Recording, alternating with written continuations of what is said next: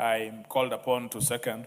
I have read, Madam Chair, the report by the committee, which is before us, and I want to support it, and I want to second this motion. You see, question of TikTok is an important discussion which we must have because we are leaders, and the Constitution has given us the mandate, especially of oversight. And oversight involves issues which concerns the people and for which the institutions are made. But we are also parents, and we have children. Those in my age, and I know the member for Tharaka is one of those who are in my age bracket, are raising. Oundo is fairly young, but I think he could be in the general bracket where I am, and I'm sure yours faithfully is somewhere a little young, but floating somewhere. We all have teenage children. They are outgrowing and are becoming adults, but we worry every time. First, our responsibilities as parents to be able to instruct these children in the best way possible, lead them by example, and also nurture their spiritual selves. They may not all be Christians. They may not even believe. They could be even apostates. But every parent would wish that a child leads a spiritual life which is effective and which leads him or her to be a moral person who is effective in national building or building the world. And so the question of TikTok, we must speak about it. When you saw young people here who came to taste the food we had there and said that the pili-pili was not good enough, you could see some of the issues which they were raising and how they organized themselves and how robustly they debated. There was a disconnect between the leaders and the young people because the communication platform was not even. And so if we don't discuss this and listen to it with the ear of a young person, we may not, we may miss the mark. You see, the question of TikTok raises pertinent issues for lawyers, for example. There is the question of data sovereignty, that every global world claims data sovereignty, data privacy.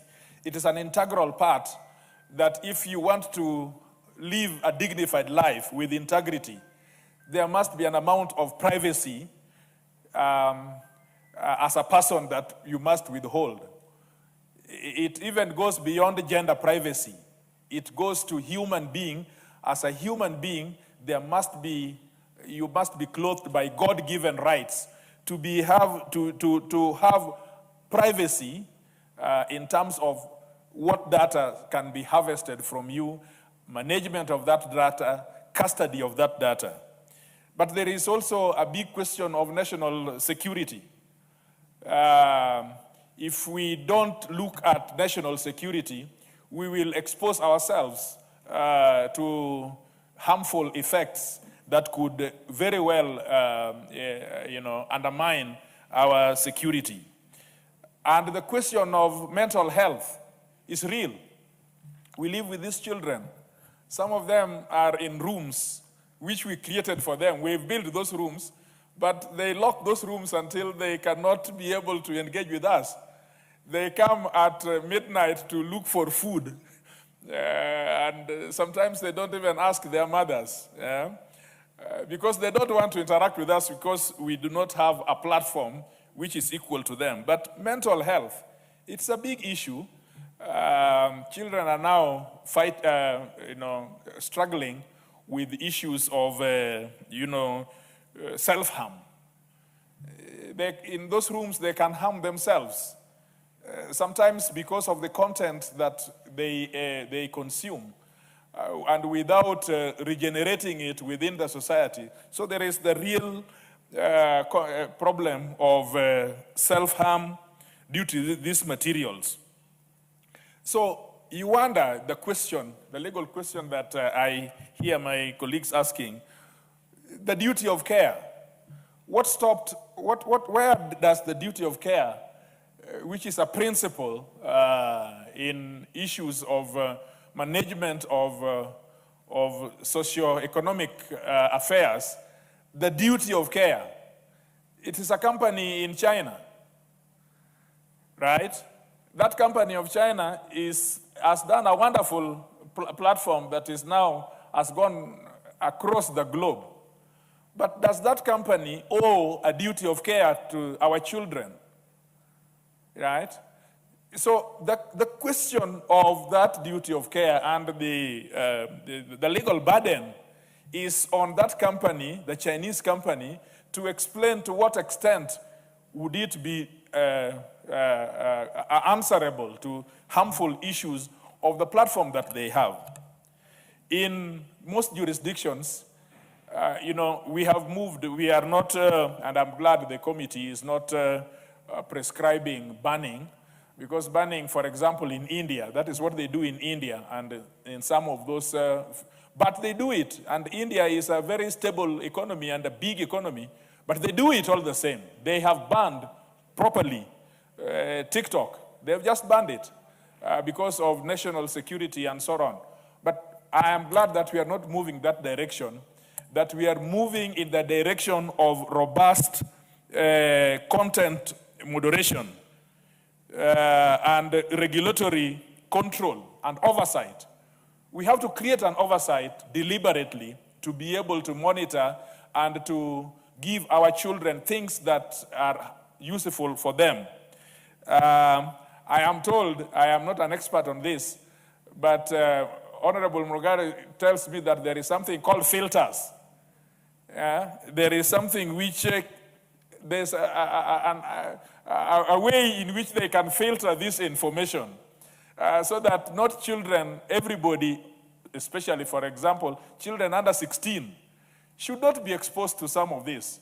But again, they should also be exposed to education material, because they run those education material even on TikTok. Nowadays, we are CBC parents.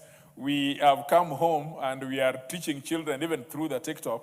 So we'd have to have a situation in which there are information which can be passed to a group of people, but cannot be reached by another group of people.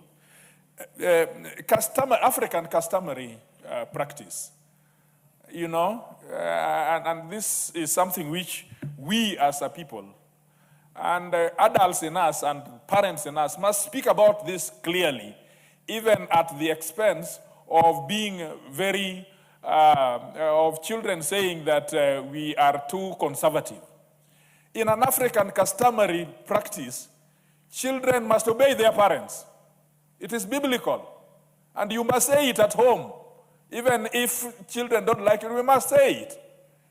That they must obey their parents, because we also obeyed our parents. And this is how we seem to be. Now, I see that leaders, give me a few moments, I put together this, I'll just be finishing in a few seconds. Leaders are abused everywhere. Young people have no regard to leaders. In fact, it is a virtue to speak negatively to a leader.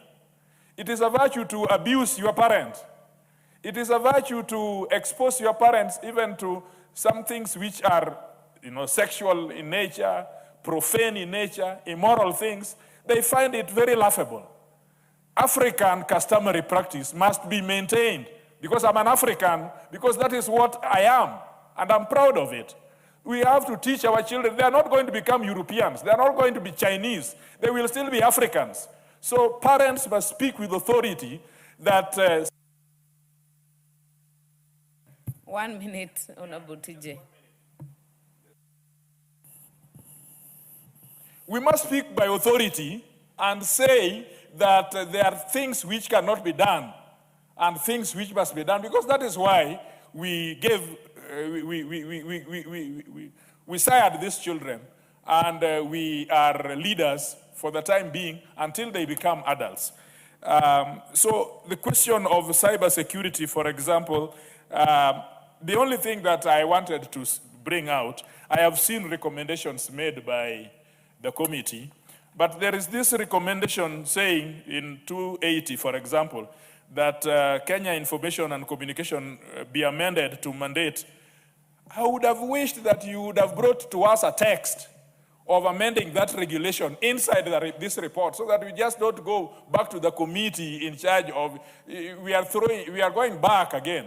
You would have told us what section to add so that we give the Communication Authority the power to be able to regulate this industry and to give us the content that we have. I think that because we have that constitutional mandate, so why are we still going around it? We should have come here and put in the report, and the next time we have a bill before us, so that we create an authority, we create a mandate within that authority to be able to regulate. I beg to second.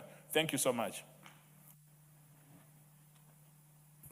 Very well. Honorable members, I therefore propose that this House adopts the report of the Public Petitions Committee on its